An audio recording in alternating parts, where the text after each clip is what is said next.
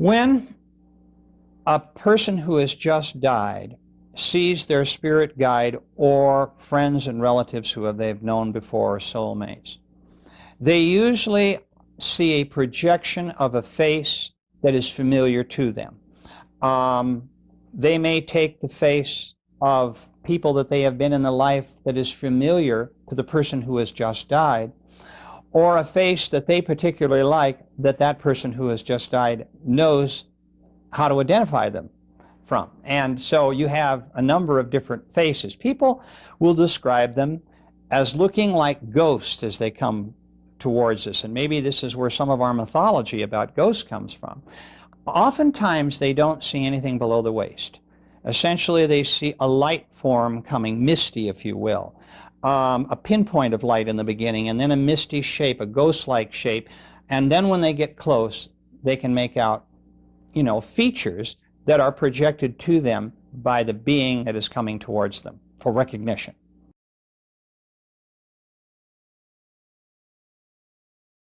No one that I have ever put in hypnosis has ever seen any demonic figures or hell of any kind.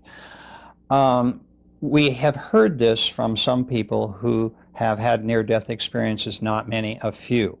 My feeling of that is that those folks who claim that they could hear screaming, demons dragging them before a tribunal of some kind for a judgment and so forth, and all these things that are very religious in overtones in terms of fostering fear, are simply not in the minds of my clients.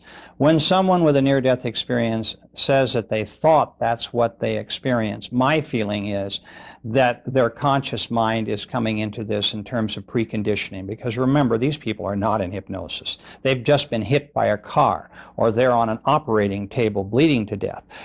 There's all sorts of things going on in their physical bodies in the case of trauma.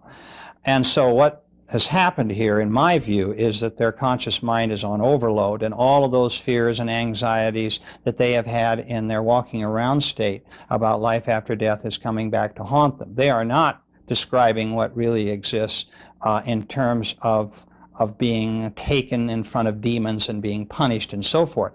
Their bright lights and tunnels are real, but when they start getting into a lot of the things that concern them in terms of their conscious fears, I suspect preconditioning. My clients tell me that the spirit world is a place of love, forgiveness, and kindness. That regardless of what they have done on earth in terms of wrongdoing, if we could use evil and wrongdoing here as perhaps the reasons why someone might be sent into an area that maybe looks like hell, this just doesn't happen according to my clients. They are taken, in fact, to an area of isolation where they are given orientation sessions in terms of what it is that they did and why they did it. There's some energy reshaping going on. I explain in the book, Journey of Souls, about this process. And I just would like to say that these people, generally who have committed evil, will probably, of their own volition, come back as victims in their next lives. They will volunteer for those assignments. So, no, the spirit world is not a place of terror and fear.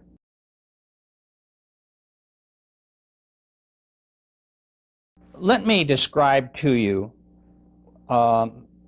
where I think some people get an idea of a tribunal.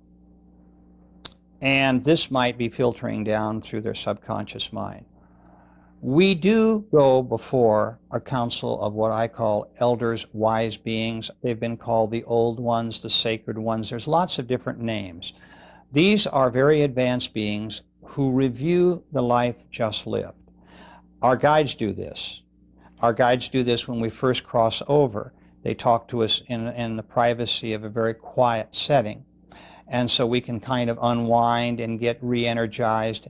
And then we usually go into our home, if you will, our place in the spirit world where we belong. And we can talk about that in a few minutes. But what I'd like to tell you now is the tribunals concept that I hear a lot about. People worried that they might be hauled in front of demonic judges and made to account for all their sins. These wise beings are more advanced teachers. They rank, if you will, even above our guides in terms of knowledge, understanding, and experience. What generally I find happens is that our guides accompany us to a very quiet, serene area where these beings will talk to us. Now, I'd like to point out that I have had clients who have had only 3 of these elders in front of them, and some as many as 10 or 12. It really depends on the individual, what spirit group they're located in terms of how advanced they are and so forth. These beings will question them in a very gentle way about how you, as the person who has just died, conducted your last life, and how you feel about how well you did, or where you had failings and where there were shortcomings, and they would also like to talk to you about your successes. So it's a very gentle process, and it's one that everyone experiences between lives after every life. And sometimes people will go before them again before their next life in order to review the life to come. But essentially what they are very wise, understanding beings who will really review with us where we made our mistakes and how we can do better in our next life.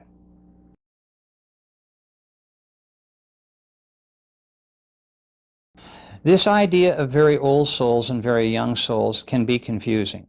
And let me explain why. You might be an old soul in the sense that you've been around since the Stone Age, but you might not have learned your lessons very well or very quickly. So you might be maybe going from a beginner to an intermediate as opposed to a more advanced soul, simply because you need more time and more lives to do the work that you need to do. I've had other people who have had souls that have progressed very rapidly. I had one lady who in 4,000 years of incarnations on Earth, which is not a long time, moved from the beginner level up to almost intermediate, which is very, very fast. So the reason that I can tell this is by the auras they project in the spirit world, and usually these colors have really no relation to the auras that people who have that ability on Earth can see around us.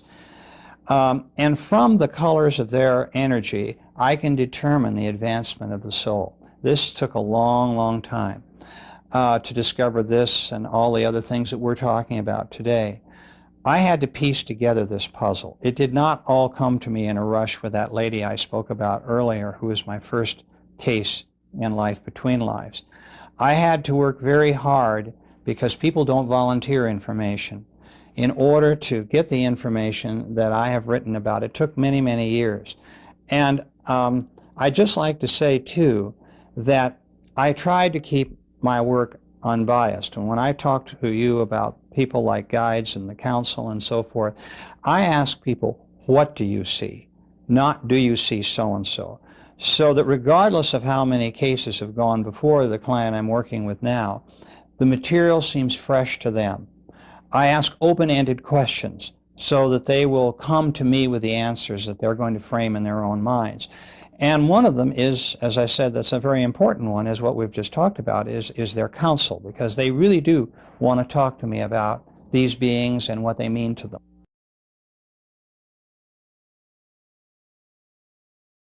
People can get misconceptions from ghosts, and it's my feeling that there are beings who have not left the astral plane yet because they're not ready to. They're very dissatisfied with things. Maybe they were murdered. They want to find vengeance and so forth. They're not forced into the spirit world. Usually they're taken by the hand when they're ready and taken into the spirit world. I might also say that there's another element of this that's kind of unique to my own work in terms of ghosts. I believe in the duality of souls. Souls have the ability to live parallel lives, to divide their energy. A part of their energy always stays behind in the spirit world. So you could have a ghost with an energy particle who is still on Earth but have the same holographic image, if you will, of that soul's ego in the spirit world at the same time. So we never stop learning, and we never actually are totally disconnected from the spirit world.